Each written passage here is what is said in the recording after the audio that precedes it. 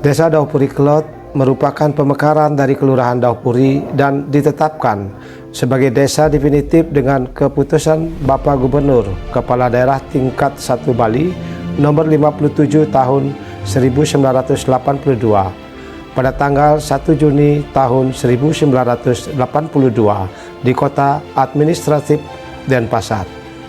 Setelah dilakukan pengukuran indeks desa membangun sesuai dengan standar operasional prosedur, Desa Daupuri Kelot ditetapkan sebagai desa mandiri. Desa Daupuri Kelot merupakan salah satu desa yang ada di kota Denpasar dengan luas wilayah 188 hektar. Batas-batas wilayah Desa Daupuri Kelot sebagai berikut. Utara, Kelurahan Daupuri, Kecamatan Denpasar Barat. Timur, Desa Dangin Puri Kelot dan Kelurahan Panjer. Selatan, Kelurahan Sesetan dan Kelurahan Pedungan. Barat, Desa Daupuri Kelot. Secara administrasi, Desa Daupuri Kelot terdiri dari 11 dusun, 6 banjar adat, dan 4 banjar sukaduka. Desa Daupuri Kelot merupakan dataran rendah dengan bentuk permukaan bentang wilayah datar dengan ketinggian 15 mdpl. Iklim atau curah hujan yang berlaku di Desa Daupuri Kelot pada dasarnya sama dengan desa yang berlaku di Indonesia pada umumnya dan Bali pada khususnya, yaitu iklim tropis. Dengan wilayah pemukiman penduduk atau padat huni dan heterogen, berdasarkan data akhir tahun 2024, jumlah penduduk Desa Daupuri Kelot sebanyak 12.070 jiwa. Secara rinci, jumlah penduduk laki-laki 5.963 jiwa dan penduduk perempuan 6.107 jiwa dengan jumlah kepala keluarga 3.514 kakak.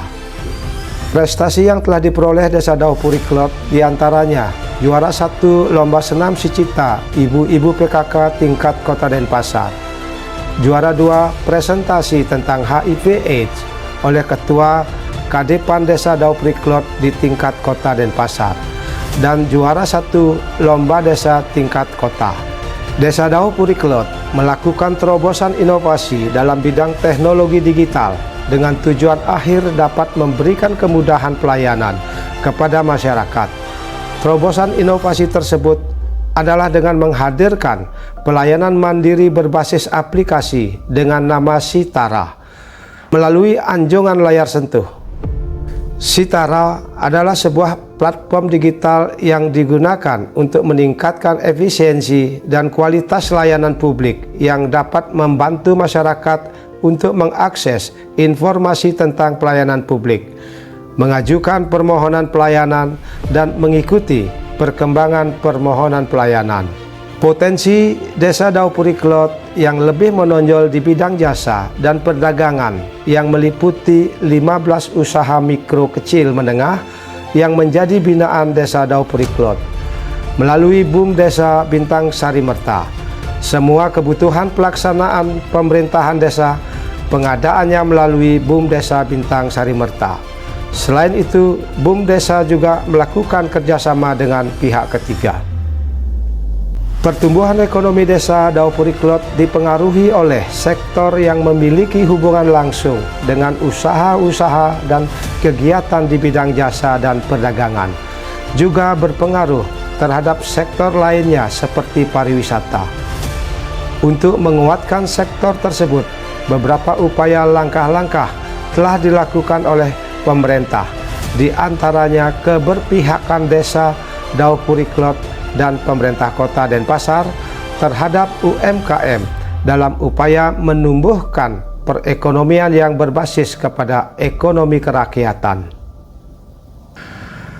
Ketahanan pangan adalah kondisi terpenuhinya kebutuhan pangan bagi negara dan setiap individu, di mana pangan tersedia secara cukup, aman, beragam, bergizi, merata dan terjangkau untuk hidup sehat, aktif dan produktif secara berkelanjutan.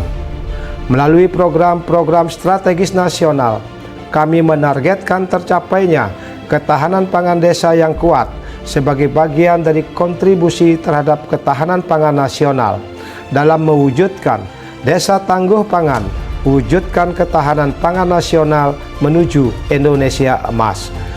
Desa Daupuri Klot yang berada di pusat kota Denpasar telah melaksanakan kegiatan ketahanan pangan, budidaya lele, di mana hasil budidaya lele diolah oleh kelompok PKK yang didapat antara lain ikan lele konsumsi dan produk olahan lele yang memiliki banyak manfaat bagi kesehatan.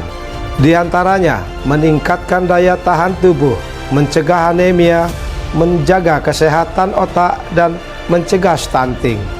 Kebudayaan daerah merupakan modal dasar bagi pelaksanaan pembangunan di mana nilai-nilai budaya merupakan dasar dalam pengembangan sikap dan perilaku yang dijiwai oleh ajaran agama, yang diyakini kebudayaan daerah meliputi seni rupa, musik, tarian, kerajinan tangan, bahasa, makanan tradisional, upacara adat, dan berbagai tradisi lainnya.